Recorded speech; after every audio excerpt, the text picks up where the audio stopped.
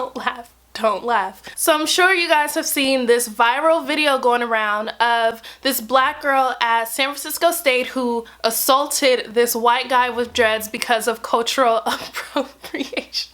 I'm sorry, it's not funny, it's not funny. I just think it's funny how this has blown up so much, and it always seems to work that way when the victim is a white person. I highly doubt any of them said anything about these various stories we hear about little black kids being suspended and expelled from school because of their natural hairstyles, teachers cutting off their hair and throwing it away, being fired from jobs, or being told that they need to change their natural hairstyle to fit their basically white standards. It's just funny how when the tables have turned, they're just like, oh my god, my white feelings are hurt. So with this situation, I actually think both parties are wrong here. I think the black girl, I think her name is Bonita or something. Bonita Apple.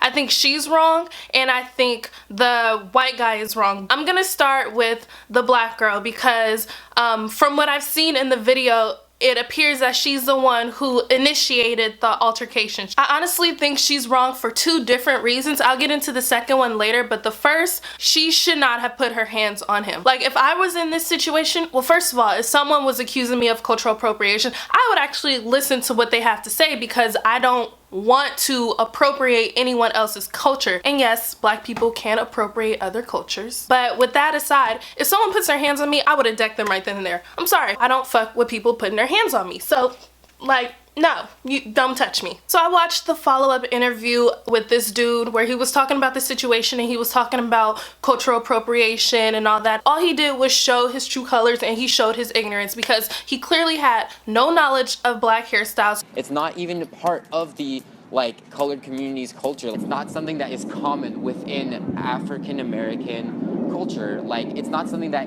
all across the board you will see that they believe in, that they cherish, that they like. It's something that they wear on their head. He should have stopped it at, it's my hair, it's my body, I can do what I want, which is true. We don't like it, but at the end of the day, he can do what he wants with his hair. But to sit there and like say black people don't know the significance of locks either, and Egypt this. Someone having locks, which is found universally across the world, not just within African culture, but everywhere actually, that is not cultural appropriation in my view. It means that I love and respect their culture, and it's something that I hold true to myself. Hair tangles naturally. It is something that naturally will happen. Does that happen naturally to your hair? No.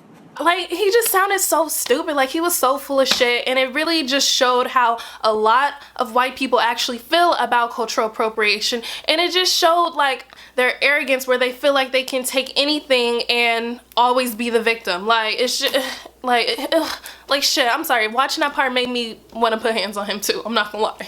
And hearing him speak about this really just shows the reason why a lot of black people and people of color feel the need to speak out and take action against these people who like to pick and choose different aspects of our culture to use and then ignore all other aspects of it, or use it as a fashion statement, as a costume for profit and all this other stuff. And it was just ugh. But this is actually where I have an issue with how a lot of black people and people of color choose to deal with these type of situations. A lot of us tend to go straight into attack mode when trying to deal with these situations, and it's not always necessary to go about it in that way. It's understandable for us to be angry and frustrated when it comes to our culture. I don't think white people are in any position to tell us how we should feel about these situations, but the way we engage in a lot of these interactions, a lot of the times it's not really necessary. I can't say that I've never done this in the past, well, not that, but I can't say I've never like approached a situation about race with like anger. But the more you educate yourself and learn about the power structures and the systems in this country, and I mean even beyond just race,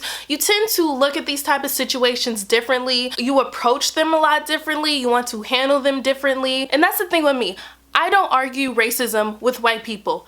Ever. I'm down with having an open-minded discussion. I'm down with answering questions and having a back and forth and a cool little conversation about it. But when it turns into an argument, when it turns into you trying to counter my experiences with your not experiences, then I'm not doing it. Like, all it does is raise my blood pressure and makes me mad. Like, I'm not doing it. And this is the other thing that I believe she did wrong. A lot of Black people and people of color, when it comes to racism and cultural appropriation, sometimes we get so caught up in trying to give them the information and explain this stuff to them that we completely disregard the importance of the method and the approach. Because one conversation or interaction with a misinformed white person, an ignorant white person, a culture vulture, whatever you want to call them, can have a huge impact on the way they forever see our issues and the information that we're trying to give them. Now, we can't force them to be receptive and understanding and care about it. Your method of sharing information and dealing with this can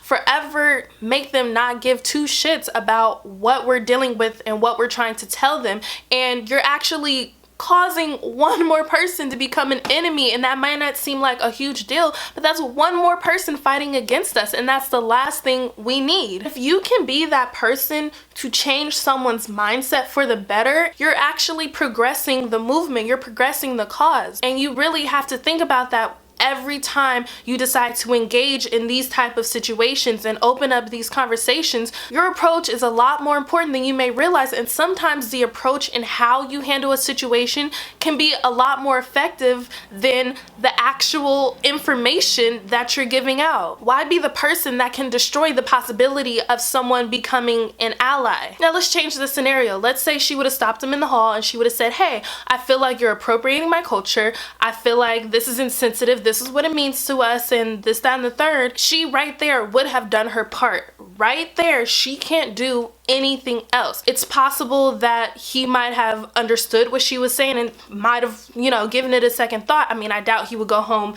and cut all his hair off. Or, I mean, he could have said, I don't give a shit, and keep walking. Whatever, we can't do anything about that. If her approach was different and he was open to what she was saying and that much more receptive, that is a little tiny victory. That is a little baby step in the right direction. That is the most Black people can do with white people, is educate them. Think of it like this. You have a teacher and you have a student. The Black people are the teacher in this metaphor.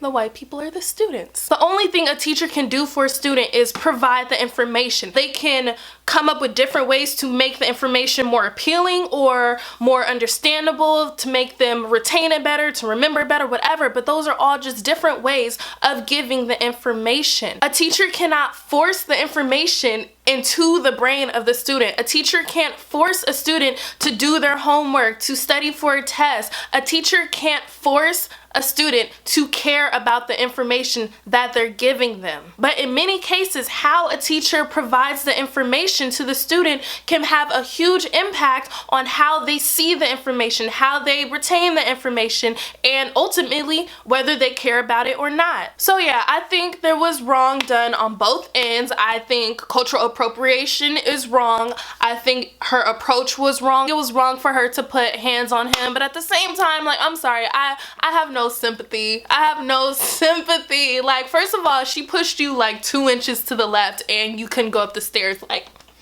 really? Really? Although I'm talking about this situation, what I want you guys to get out of this video is, if you're going to try to engage in these type of situations, just really think about your approach, okay? Really think about what you want the outcome to be. If you're looking for a positive outcome, if you're looking for some type of outcome that can progress the movement and make it better for us, really think about how you go about it. That's what I want you to take away from this. That's the message.